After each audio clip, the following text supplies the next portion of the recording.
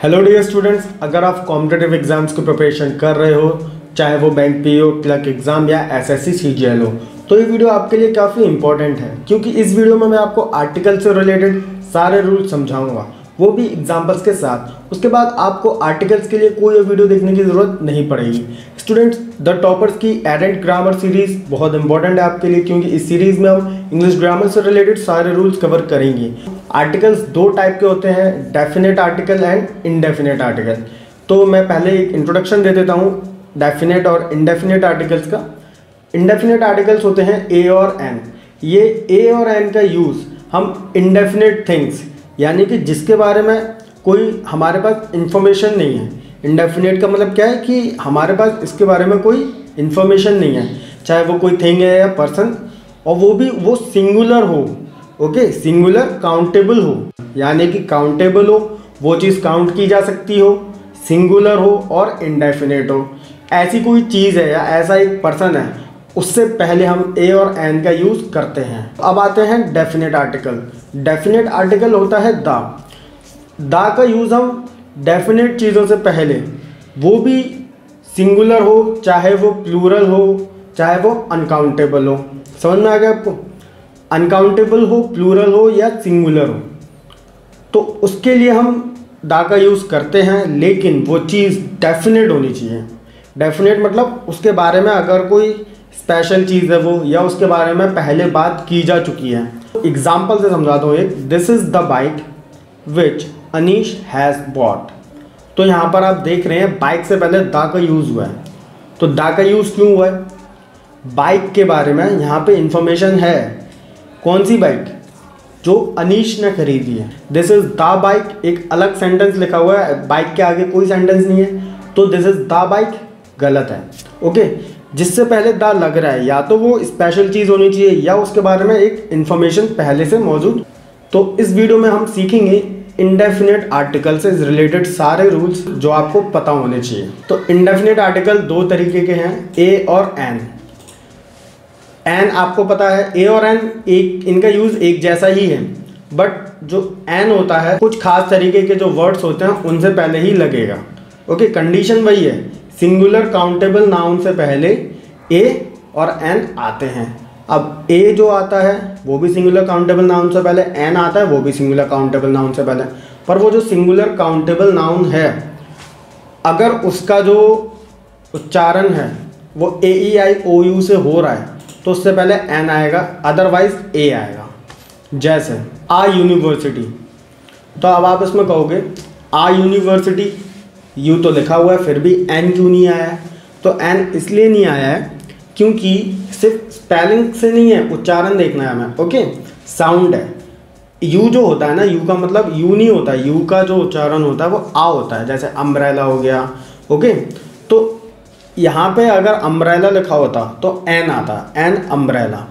समझ में आ गया आपको? इसलिए यूनिवर्सिटी से पहले एन नहीं आया है क्योंकि वो यू पढ़ा जा रहा है, आ नहीं पढ़ा जा रहा। आ यूजलेस फ़ोन, तो ये भी यू बोला जा रहा है, असलेस नहीं पढ़ा जा रहा है इसे। असलेस अगर मान लो होती कोई स्पेलिंग मान लीजिए तो एन होता, लेकिन असलेस नहीं है, ये यूजलेस है, तो आ है। एन ऑनेस्ट मैन, तो ओ लिखा है, स्टार्टिंग तो एच से हो रही है लेकिन उससे पहले एन लगा है, ए एन लगा हुआ है। अब वो ए एन इसलिए लगा हुआ है क्योंकि जो उच्चारण है, जो साउंड है उसकी, वो ओ से हो रही है। हम ऐसे तो पढ़ते हैं ऑनेस्ट, ओ आ रहा है, ठीक है। तो आपको देखना है ए ई आई ओ, यू का मतलब क्या है? आ। तो जिनका भी जो स्टार्टिंग है, ठीक है, जो साउंड है वो अगर इनकी आ रही है तो उससे पहले एन लगाना है। समझ में आ गया? डोंट वरी, प्रैक्टिस करते करते सारी चीज़ें क्लियर हो जाएंगी आपके। तो फर्स्ट रूल हम देखते हैं क्या है। ए और एन का यूज़ हम इंडेफिनेट सिंगुलर काउंटेबल नाउन से पहले करते हैं। तो इंडेफिनेट में आपको बता चुका हूँ जिसके बारे में कोई इन्फॉर्मेशन नहीं है। सिंगुलर आपको पता है, काउंटेबल पता है आपको कि काउंट कर सकते हैं, और नाउन आप जानते ही हैं, ठीक है। तो ऐसा जो वर्ड होता है उससे पहले हम ए और एन का यूज़ करते हैं, जो सिंगुलर भी हो, काउंटेबल भी हो, नाउन भी हो और इंडेफिनेट भी हो। तो इट इज़ अ फ़ोन। अब इसमें फ़ोन क्या है? सिंगुलर है, हाँ, काउंटेबल है, अगर बहुत सारे फ़ोन रखे हो हम काउंट कर सकते हैं, और नाउन भी है, इंडेफिनेट भी है। इंडेफिनेट क्यों? क्योंकि फ़ोन के बारे में कोई इन्फॉर्मेशन नहीं है। इट इज़ अ फ़ोन, ठीक है, तो फ़ोन से पहले आ आएगा, ऐसे नहीं लिख सकते हम इट इज़ फ़ोन, गलत, वो गलत हो जाएगा, क्योंकि हमारे फर्स्ट रूल के according indefinite singular countable noun, ये आपको देखना है कि अगर ऐसा है तो उससे पहले आर्टिकल ए और एन का यूज़ होगा। सेकंड देखते हैं, there is a boy in the playground. अब आप ये देखिए, there is a boy, boy कैसा है, इंडेफिनिट है, बॉय के बारे में कोई इन्फॉर्मेशन नहीं है, सिंगुलर है, वो काउंटेबल है, और बहुत सारे बॉय हो तो हम काउंट कर लेंगे, और वो नाउन भी है। बढ़ते हैं हमारे सेकंड रूल की तरफ। बिफोर एब्रिविएशंस, एब्रिविएशन से पहले हमें आर्टिकल ए और एन का यूज़ करते हैं। एग्जाम्पल देखते हैं, बहुत अच्छे से क्लियर हो जाएगा। एब्रिविएशंस क्या है? एब्रिविएशंस मतलब जो फुल फॉर्म से होते हैं, जो हम डॉट लगा के लिखते हैं ना, इनको। जैसे ही इज़ एन MBA, तो MBA उच्चारण किससे हो रहा है? ए, तो एन लगा हुआ है। His brother is an MLA, तो एम से उच्चारण हो रहा है एम, तो क्या आएगा? एन आएगा। NFIR, बेशक एफ लिखा हुआ है लेकिन जो उच्चारण हो रहा है वो किससे हो रहा है? एफ से, ए, तो क्या आएगा? एन आएगा। अब ये वीडियो क्या है? ये एक पोस्ट है, तो उससे पहले क्या लगा हुआ है? आ लगा हुआ है। DM, कोई भी इसमें वॉवेल वाली साउंड नहीं आ रही, AEIOU वाली साउंड नहीं आ रही, तो ए लगा हुआ है। बिल्कुल चिंता करने की ज़रूरत नहीं है आपको, इस वीडियो में सारे रूल्स क्लियर हो जाएंगे आर्टिकल्स ए और एन से रिलेटेड। उसके बाद जो नेक्स्ट वीडियो आएगी उसमें मैं आपको वो रूल्स भी बताऊंगा जिनमें दा का यूज़ किया जाएगा। उसके बाद एक और वीडियो आएगी जिसमें मैं आपको बताऊंगा कि कहाँ कहाँ पर आपको ए और एन और दा का यूज़ नहीं करना होता है। अभी ये स्टार्टिंग हुई है हमारे एर एंड ग्रामर सीरीज़ की, तो जैसे जैसे हम आगे बढ़ेंगे मैं आपको प्रैक्टिस सीट्स प्रोवाइड कराता जाऊँगा, जिससे क्या है आप सीखने के साथ साथ आप प्रैक्टिस भी साथ के साथ कर लें और आपके कॉम्पिटिटिव एग्ज़ाम्स की तैयारी काफ़ी मजबूती से हो जाए। थर्ड रूल है हमारा बिफोर प्रोफेशन। किसी के प्रोफेशन से पहले हम ए और एन का यूज़ करते हैं। कैसे? जैसे ही इज़ एन SDO, तो ये किसी की पोस्ट है SDO, तो उससे पहले ए और एन का यूज़ किया जाएगा। He is an engineer, engineer एक प्रोफेशन है। Ramesh is a carpenter, carpenter क्या एक प्रोफेशन है, आ लगा हुआ है क्योंकि कारपेंटर, इसमें कोई भी वॉवेल वाली साउंड नहीं है। फोर्थ रूल है हमारा क्लास और कास्ट रिप्रेजेंटेशन। इसका मतलब यह है जब कोई भी नाउन अपनी पूरी कास्ट के बारे में इंफॉर्मेशन दे रहा है, उससे पता चल रहा है, उसके बारे में आप बता रहे हो तो उसकी पूरी कास्ट के बारे में पता चल रहा है, तो उससे पहले ए और एन का यूज़ होता है। An elephant is a huge animal, तो यहाँ पे बात हो रही है खाली एक एलिफेंट की तो बात नहीं हो रही है, तो यहाँ पे ये रिप्रेजेंट किया जा रहा है कि जो एलिफेंट होता है वो बड़ा जानवर होता है।